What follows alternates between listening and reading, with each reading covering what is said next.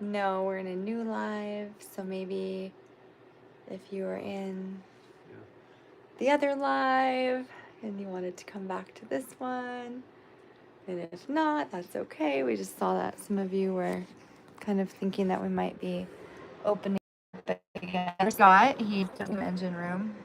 And, there's nobody there, Audrey. Okay. But we can wait a minute. I certainly don't mind. I'm just sitting here scratching my head. Maybe someone will have the answer to my problem. What's your problem? I'm trying to tighten the bolts on the flywheel transmission adapter plate. There's somebody in here. Okay. Alrighty then, 2022. I got a question for you. I'm going to crowdsource this one to a crowd of one. Alrighty then, do you know how to stop a Cummins 6BT engine from spinning when you're trying to tighten a bolt on the flywheel? That's the problem I'm dealing with right now. I'm trying to tighten these bolts, but it's just spinning. The engine is just spinning. I need to stop the engine from turning without damaging it. Now there's 4 of you there. Okay, let's see if there's any comments. I can see the comments. Oh, you can. Hello already then. Hello Hi. everybody else who joined. Sorry we lost our last live stream. I think I wanted to take you down into the workshop to show you the little deer that's hanging up down there because I thought that's pretty cool. That's Alaskan Gypsy lifestyle. And we lost the connection. Already then says, no, I do not. Okay, well, I know it's kind of a fringe bit of information. So there's 5 of them. 6 people joined us. Let us know who you are. Sorry we lost our first live stream connection, but we're back now, and we're waiting to go and meet some locals for dinner. Actually, a friend, the father of Audrey's This is such an awkward spot for me. Let me move. Pick it up. Stay there. Hi. You can't. You don't fit there.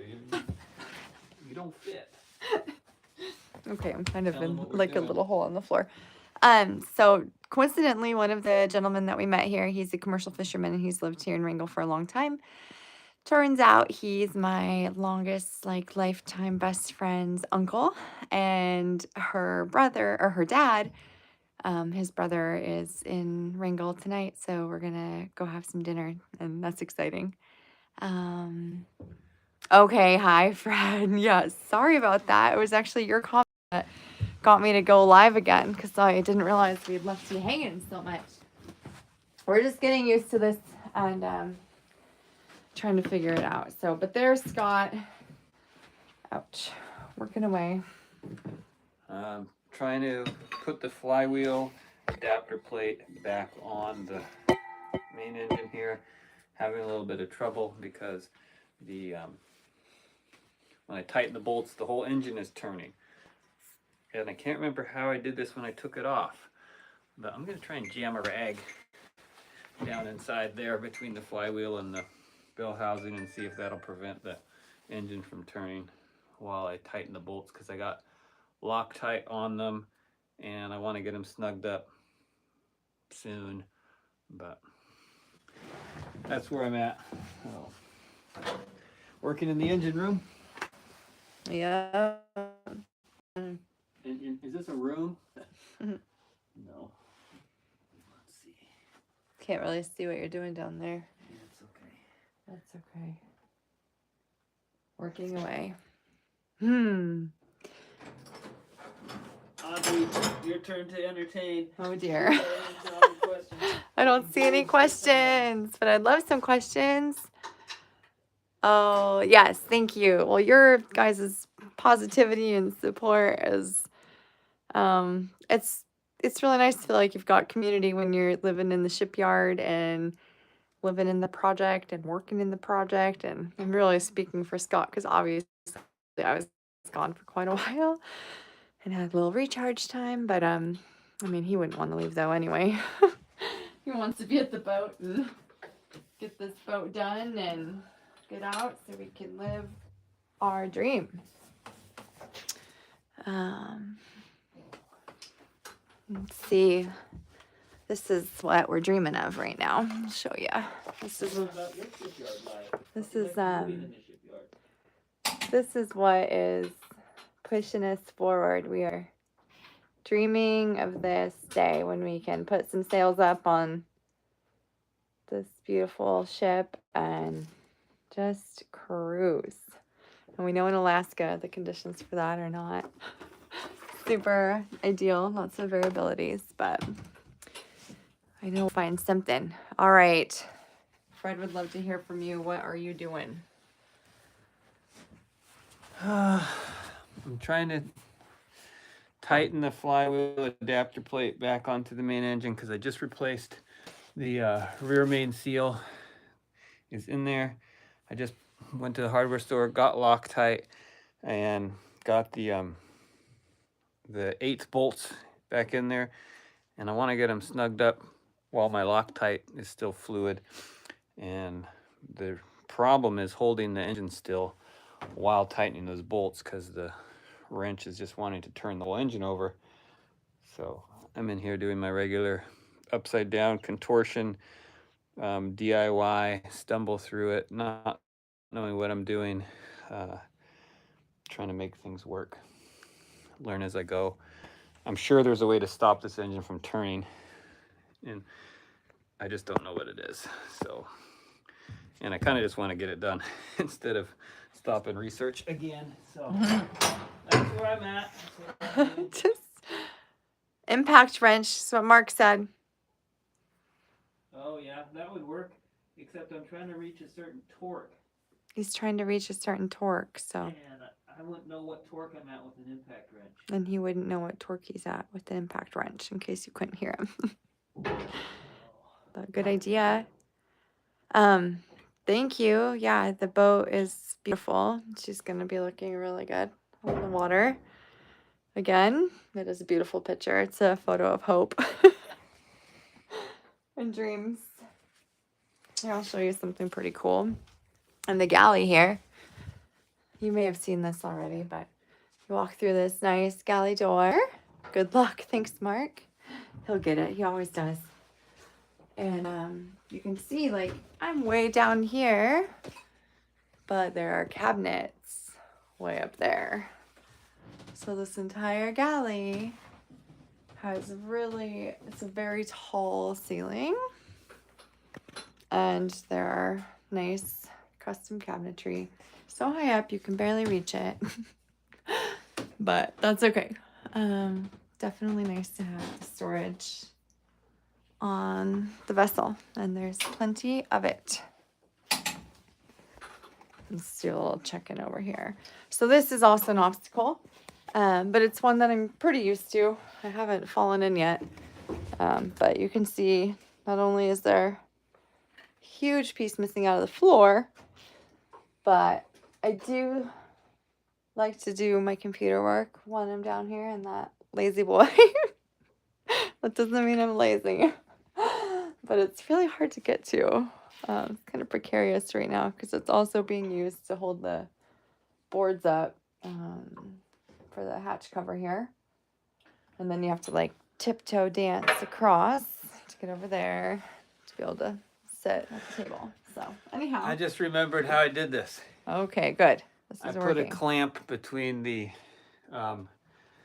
big gear adapter and the bell housing, which is aluminum. It's a little bit fragile, obviously, because it's aluminum, but I put a C clamp in to hold the gear from turning by just holding it again. I had to rediscover this concept, but that's how I did it last time, and it worked. It doesn't need to hold back very much force, just a little bit. So I need to go find that little C clamp. Oops. And then I can get back to it. Will you hand me my phone? What? Can you hand me my phone? Because I just need to make sure we're not missing Leslie's text. Oh. I think Audrey should tell you what it's like for her being a woman living on a boat in a shipyard, because I know a lot of people think she's a little crazy living with this guy while I gut and destroy the boat and fumes and welding and all this stuff. And so Audrey, tell them what it's like. Tell them what it's like for you. Why you're doing it. Why you're putting up with this. Some people have been worried about Audrey, saying like you need to find a place to live. Oh my gosh. Turn the camera this way. Oh. Find a place to live, not on the boat. But she's happy on the boat, and I'm gonna go look for that C-clamp. But she should tell you about that experience. You guys want to hear about that? They want to know what the fuel capacity is. Huh? What'd you say? They want to know what the fuel capacity is. I'm not sure what the fuel capacity is, but 1,200 gallons is what Scott says. Across, 2 main tanks and a day tank, a large day tank. 2 main tanks and a large day tank. Yeah, the cabinets and the wood would be very expensive nowadays. And I think they sourced a lot of this wood themselves. I'm not going to go down there. I'm just going to stay right here. So she doesn't have to say anything. Thanks. William Barry said she looks happy. She doesn't have to say anything. That's kind. Yeah. Well, I'll say that we spent a week in the shipyard in July when we first brought the Gypsy here from Ketchikan. And then we had to go back to Homer, and we had a prior commitment of a boat trip that we really enjoyed doing on the Milo surf boat down to Southwest Alaska and the Shipyard Islands. That was amazing. Caught my first waves ever. That's where Scott spent a decade of his life. So it was pretty cool and special to get to go experience it. And I got to work on the boat and help out. And just Mike and Wendy are such amazing people. So yeah, that was amazing. And then we came back here, and I knew from that week, because it wasn't the smoothest week for me that first week. Like, I didn't know what to expect, and I wasn't really dialed in on my self-care, and I wasn't really sure how to fully support Scott yet, and I wasn't sure how to help, and I wasn't sure what fire safety meant, and so that first week felt pretty stressful, but I learned a lot. And then coming back, I knew what resources were in the community, and I know what helps me get through the days, and that's, some sort of movement, outside time, connection, offering healing. So Wrangell's been a really easy place for me to just kind of like do the things that I love to do. So it's made the shipyard not bad, but honestly, the shipyard wouldn't be bad anyway, because like besides some noise sometimes and some fumes and whatever, and I was gone for sandblasting, thankfully, which was nice. But it's like a very clean shipyard, and they have really high standards here. They don't let you make a big mess and leave it. And it rains a lot, so it cleans everything quickly. We've had a nice breeze when we've had the painting. So like when we did the painting the other day when I was here, I just went to the gym for a couple hours and came back, and I couldn't even smell it in the boat. So I think just being flexible and committed to my own self-care. And then obviously I love the boat, and I love being with Scott, and I love helping him. So, and it's got a comfortable bed and good food. And Wrangell's amazing. And there's an Alaska Airlines flight that comes in here, so I can hop out of here if I need to when I want to. So it's pretty easy. All right, that's my spiel. Make some deer meat for dinner for us to drool on. Yeah. I don't know. That's what we eat every night. That's what we eat every night. Tonight we're gonna go out to eat. Yeah, but it's looking likely we're going to go out to eat tonight. So, Which will be the first time since we've been here, other than with friends. Yeah, we'll at see. Their house. Yeah, it's true. Yeah, we haven't been out to a restaurant. I've been out to coffee a few times. More than a few times. Okay, you're back on. Give them an update. Oh, well, I got it. I didn't have a small C-clamp, but I do have this, whatever they call these things, vice grip clamps. I was able to clamp that on there, and with the torque wrench, I was able to hit my torque spec close enough that I wanted to. And so that's a wrap on that for tonight. Tip it down a little bit. And got that flywheel adapter plate on there. New rear main seal on the engine. And I'm going to put some things away and call it a shift for now. So that's pretty exciting. Good job. Rear main seal was one of the projects I knew I needed to address here in the shipyard. And it's just one of the things that are on the mental list of got to do that before we can leave. And unless I goof something up, which I don't think I did, that job is done, and it's just putting things back together now. Putting the gear back on, And we need a new drive prop shaft still. Working on that. And of course there's a lot of other things, but this was one of the big items that needed addressed, and today's the day it was addressed. So that's encouraging progress in the shipyard life. You were here for it. Yeah, it's pretty awesome. It's exciting. Yes, we are blessed, aren't we? Black hand blessed. Living the No. dream. We are happy to be able to share the dream. Somebody told me today that we're phony. What was it? Pretentious phonies. Cool, that's good. I'm gonna look back at these comments. Audrey hasn't been hitting all the comments with you. She doesn't. She's looks happy. Yeah, it's true, William. Yeah, good range on the boat. So I think it burns. They told me it burns about 1.5 gallons an hour, but that's almost impossible with this engine. So I think it's actually more like 2 to 3 gallons an hour. But we should be able to go 8 knots.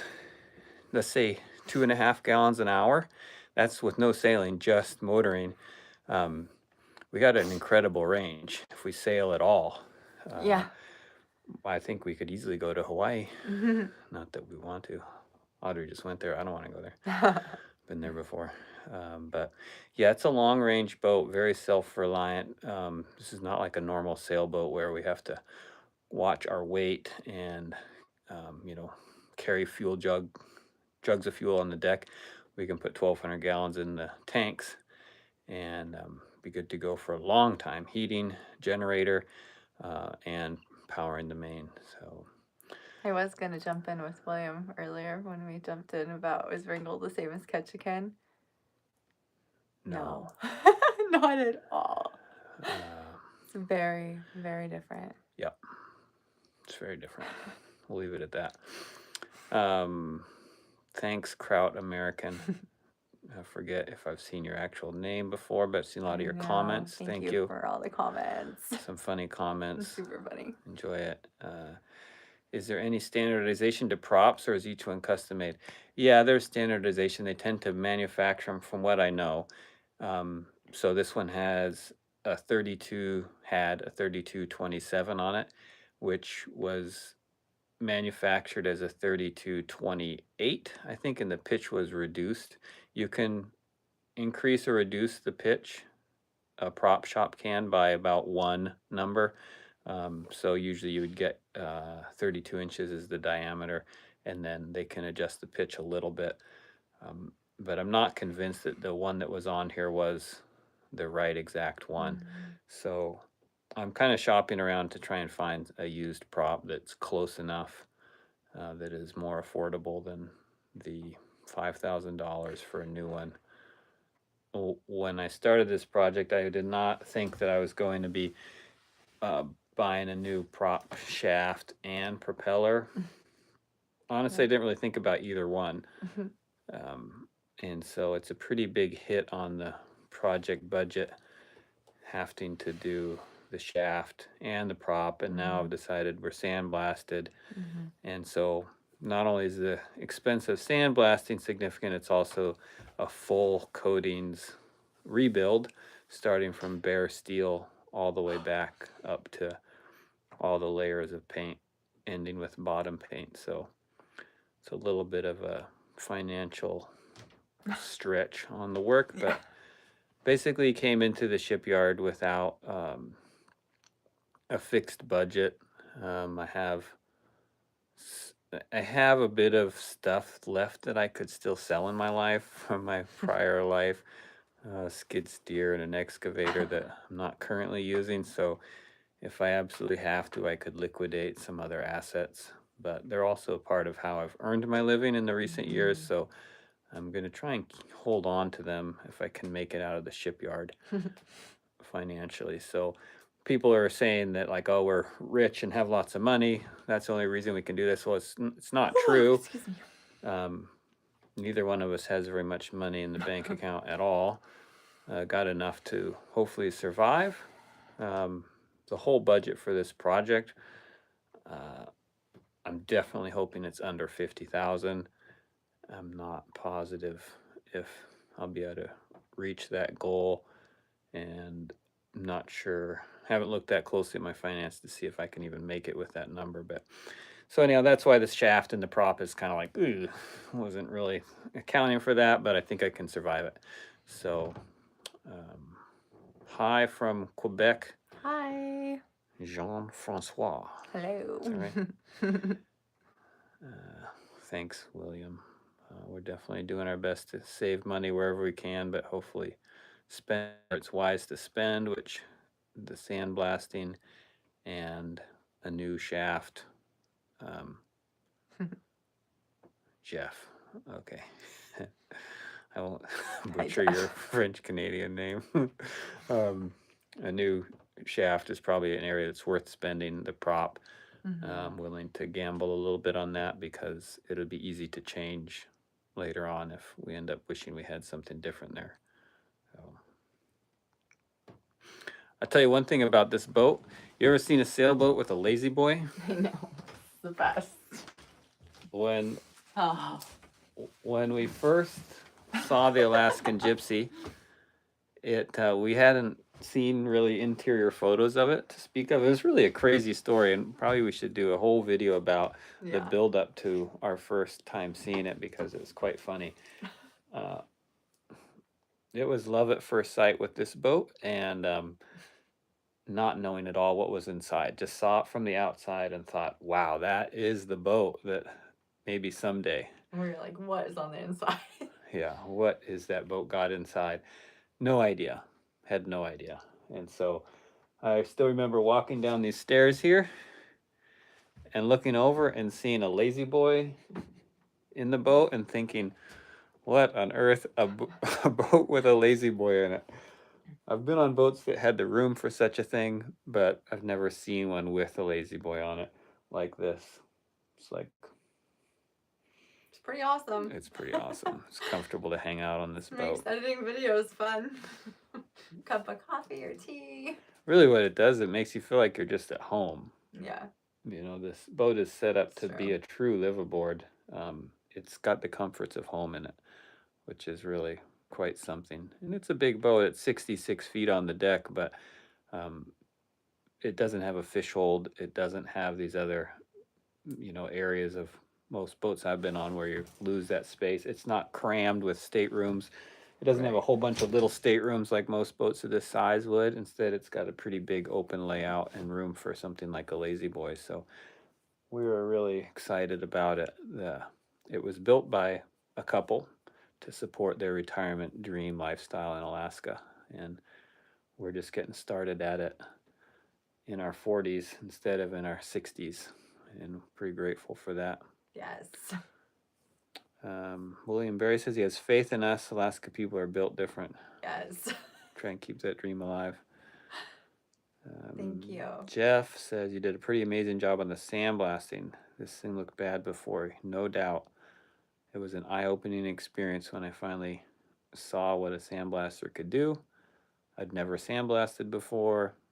I had never firsthand witnessed the power of that tool, and I will forever be a different man. It was Changed you. incredible. I own a Grand Banks, Kraut American. I own Grand Banks 3 Woody. Don't know what that really is. I'm redoing bottom here in Palatka, Florida. I have 450 gallons for 1,100 mile range. So you should have triple that range, I would think. I have twin Lehman diesels. Yeah, we got a single Cummins 6BT 5.9. Yeah, I would think we got. I would think we got way more than 900. Wait, you said you had 1,100 mile range. So yeah, we should be at least. I would say probably double that, maybe. But talking without knowing what I'm talking about there. You got to keep in mind when that boat was built, people on the level of Jeff Bezos bought them. That was considered a mega yacht. 1992, was this a mega yacht? It was big, I think, but there's a lot of much bigger boats around. We're fortunate to even have the opportunity to live aboard such a boat as this, and the only reason it's possible is because we're here in the shipyard basically saving it from a certain death. And I gotta say, another big part of this is Bill, the previous owner, wanted to hand this boat off to somebody who aligned with his ideals and dreams. And so he was ready, willing, and able to do, I would say, almost anything he needed to make the dream possible for us. And he didn't know it was going to go this way with it needing extensive work, but he had a suspicion. And he's really the reason why we're able to take a crack at this dream, is because of his support and willingness to work with us on the whole deal. Thank you, Bill. There's a similar steel boat here that looks like yours, but 45 foot, maybe it's painted white, hull with red trim, topside looks sharp. Thomas Colvin designed this boat, and he designed a tremendous number of boats, and I have fell in love with every one I saw. Yeah. And 2 of them became for sale, and I bought them both, which is kind of ridiculous because I don't know much about sailboats. But when I see a Colvin design, I love them. And so, Kraut American, you may be looking at a Colvin design. There's a lot of them around. They have really nice lines, sort of basic workboat style motor sailors often. And he had a lot of different designs. Our other boat, the White Eagle, is a 42-foot boat. It is a custom designed for trolling, I believe. And it's what got us hooked and made us dream big, and why we have this monster. Jeff, I saw a laser blaster for the first time today. I was wanting to see how one of those work, and I looked into the laser blasters, and they look amazing, and I think they would work great. But they probably don't give a surface profile at all. I don't see how they would. And that's honestly about half of the significance of sandblasting, is that texture that it leaves on the steel is a critical part of it. And so the laser would clean the paint off and the rust off and corrosion off, but it wouldn't put a surface profile on. But now that I say that, I'm realizing this boat already had a surface profile on it because it had been blasted before. So possibly a laser would expose the old surface profile, but it wouldn't be surface profiled in the divots where it had corroded. So I didn't pursue the laser thing very much because I knew I was going to have to sandblast anyhow. And it's not available here. Nobody knows about it really. I would like to experiment with it someday, but this wasn't the time for it. But it's clear it's an evolution in this whole shipyard opportunity, and I'm interested in learning about it. 36 Woody Trawler, Kraut American. You thought it was built in 69. Yeah, it was. The Gypsy was started in 1979, and they didn't launch it until 1992. It kind of sat in Anchorage, and it became about a landmark from what I've heard. A lot of people know about this big steel sailboat that sat on the side of the road in Anchorage for years. And Dave lost his wife and his son in the journey of building this boat, and I think that really set it back. And then he met his new wife, Peg, and apparently she brought with her a lot of enthusiasm for the sailboat. She had a sailing past, and that's what brought this project back to life and to fruition for Dave, was that renewed inspiration from a new partner in life. So that's the story as we've heard. And now it's 2025, and I gotta say the boat is in remarkably good condition, except for the hull that we've been working on a lot. But the work that Dave did was top quality, and this boat is well built. High Pop's place. Freddie, no, standard laser rust removal does not leave a surface profile, but some modern systems can be configured to create a profile if needed. Well, far out. Lasering a profile. I'll tell you one fascinating thing about this lasering thing is sandblasting is all but outlawed in most ports, as you guys probably know. We're fortunate in Wrangell, it's still even allowed. A lot of people don't even have the option of sandblasting, and we're fortunate that we even can do it. And it makes me wonder, lasering might fill the need that sandblasting and its bad reputation has left. So that'll be interesting.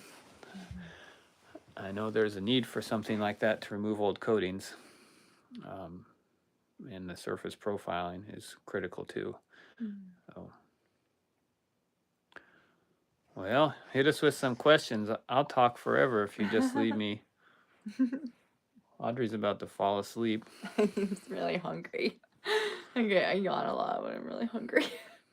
Our friends haven't No. messaged about dinner yet, so we might have to eat that deer. Yeah. I got up Sandblasting. early. Sandblasting can be messy. Let me tell you, I lived that out firsthand. My dad was here. Audrey was in Hawaii, and we sandblasted one half of the hull one day, and then I think it was 3 or 4 days later. 3 days later. 3 days later, we sandblasted the other side, and we were living in quite a mess until we got that second side done and cleaned up. I got home just in time. Yeah, it was tough. They were just shoveling up. Yeah, but we survived, and it was just like a critical part of the project. Grin and bear it. Yeah, my dad was here to help, and he's a good shoveler. No complaining. He wanted to get it cleaned up as bad as I did. Are we wintering in Alaska? Oh yeah. We are Alaskan. We love boating in Alaska, and being in the wilderness in Alaska, especially the winter, is amazing. We lived in a remote cabin last winter that was boat access only. We had our 42-foot boat anchored up nearby, and we loved it, and can't wait to spend a winter on the Gypsy.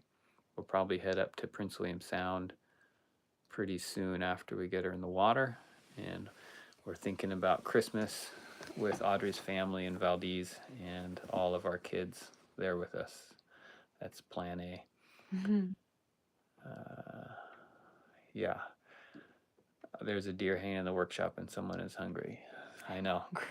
I actually have a little bit of backstrap even sitting in the fridge. Ooh.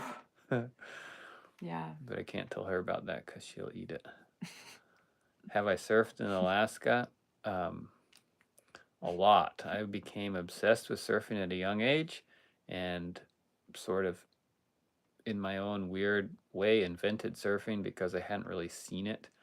Come to find out, there was 1 or 2 surfers in my hometown, but anyhow, that's a long story for another day. But yeah, I spent about 12 years surfing as much as possible all around Alaska's wild coastline, and photographing and videoing that experience for surf brands around the world, and selling photographs and sort of guiding adventures with my partner in that business, Mike McCune, on the boat. It's called the Milo, Milo, and it's still out. About it earlier. We have been on it recently, and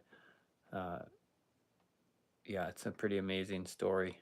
There's a few magazine articles about it and whatnot. There'll be a documentary out at some point, likely. Another one. Another one. My brother made a movie about it, and if you're really curious about that at all, it's actually a pretty fun movie. It's called Alaska Sessions, and it is from our early days on the Milo, this boat, 58-foot ex-commercial fishing boat, and the movie is about our first trip from Ketchikan, which is southeast Alaska, up to Homer, Alaska, which is where we were all from at the time, and it's a feature-length film about that whole adventure journey, which if you're interested in surfing in Alaska, I highly recommend it. It's kind of a fun boat-based adventure story. So we'll never have to do that to that boat again as far as sandblasting and bottom painting. I think you're probably right. With the modern paint coatings done right in the right environment, I don't think I'll have to see the bare metal of this hull again in my lifetime if I take care of it. At least not the whole thing, maybe some spots, but we'll see.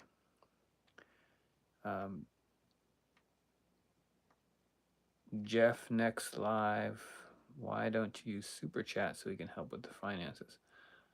I don't know what Super Chat is. Some people, I've always kind of been like pay your own way, earn your own thing in life.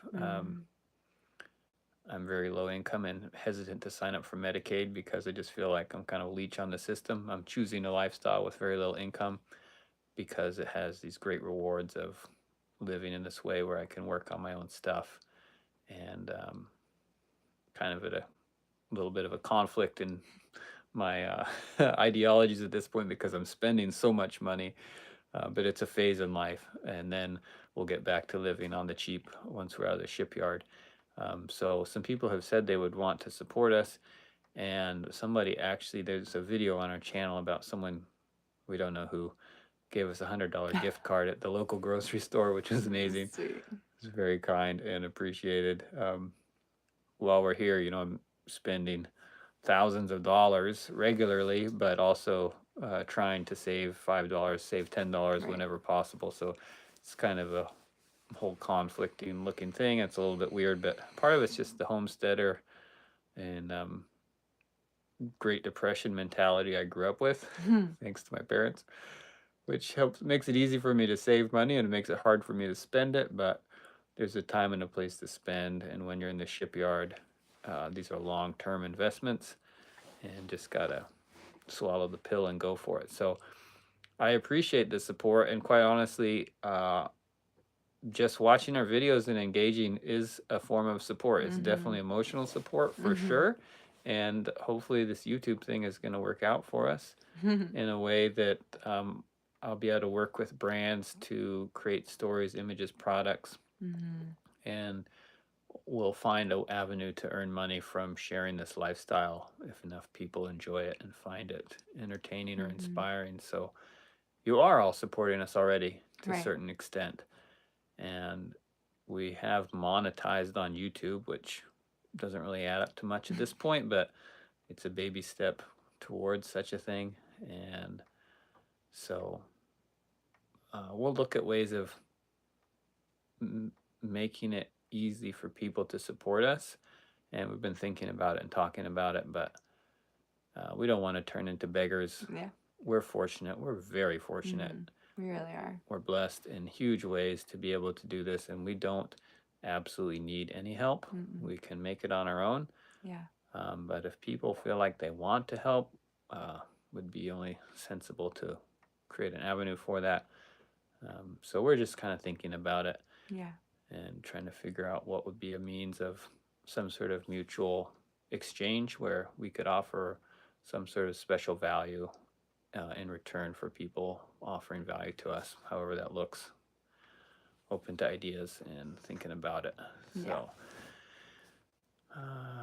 William says he's going to watch Alaska Sessions. That's a good idea. Tell me about what you think. It's kind of a fun video. You'll see a glimpse into my past, a younger version of me. Freddie talking about the laser for the inside. Yeah, that is interesting. I wonder how toxic and smoky it is when you're burning paint off. I can't imagine. I guess if you got a vacuum hooked up to it, that's probably the key. Yeah, it's a good idea. I actually had reached out to one laser company to see if they would be interested in sort of working with us. I know that it's a great spot for innovation in this industry. Shipyard people, I don't think, know much about it, and maybe a video about it could help educate people to the possibilities there. I can't really justify going out and buying one right now, but if there was an opportunity for a company to send us a unit that we could use and show its potential, I'd be all in on that. But I'm open to it. Going to keep looking. Feel free to share what you find. I have seen some YouTube videos about laser removal already. Yeah, smoke for sure. Interlux 216 special thinner. I'm actually using, regarding paint and curing paint in cold temperatures, so we're using epoxy based paint systems, and the product we're using is a PPG brand. I know a lot of people use Interlux products. I've used them myself on our other boat. I used their products. So as regards to the paint curing in cold temperature, it's clearly an issue, and a big part of what's happening is they're just curing slow, which is honestly not the worst thing ever because it gives us time to both apply them and time between recoat windows. So it's not all bad. We got plenty of other stuff to keep busy with while the paint's drying, or curing in this case. It's not really drying at all. And we're using what's called Amerseal or I think it's Amerlock, but anyhow, the number is 240 LT, and that's a 240.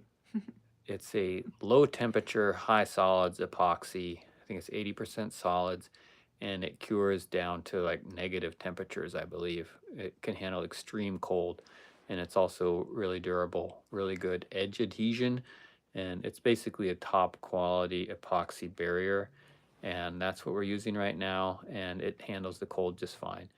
And I'm using it not thinned for my stripe coating. They thinned it with T10, I believe, when they sprayed. So a lot of this I'm just relying on Superior Marine's experience. They have a very good reputation on marine coatings in Alaska, and Don has a very strong opinion on what the right thing to do is, earned from a lot of experience, and he's been a great help to me on this project. And when he says, here's how you should do it, I pretty much just say, okay. I check with some other friends who have also painted boats a lot and just kind of confirm that I'm understanding the process. But for the most part, we're kind of on the PPG, and then we're going to use all fair for the fairing compound once we're done with our initial round of barrier coats. But so I don't think we need any special thinner, but for what we're doing. SVC Donkey, hi from Juneau. Keep up the good work. Thank you, C Donkey. Cool to hear from a fellow Alaskan. Yes. We've been talking about going to Juneau. Audrey has some family actually that live or work there. It's not far from us, obviously, in Wrangell. And we are looking forward to exploring Southeast on the Alaskan Gypsy as much as we can. I'm sure we'll be in and out of Southeast over the years, although we might skate out of here up to Prince William Sound fairly soon once we get back in the water this year. So Hot we can Springs first. get our kids on board and have a holiday Christmas on the big red boat. What do you think? Christmas lights, snow on the deck, glaciers in the background? Christmas tree on the deck with lights. Yeah, could be pretty amazing. And ornaments. It's a sight I'd like to see. William Berry, the greatest Alaska movie ever is called Sourdough. It's extremely low budget, and they achieved movie magic as good as any gazillion dollar movie. Yeah, authenticity, right? Yeah. That's what we bring, the authenticity. It's the highest vibration. It's Truly is. even though we got called phony, pretentious people, that's not true. We're actually pretty genuine, and we're open books too, so any questions, just ask. And we can laugh at ourselves. We do that a lot. So our friends here you probably heard.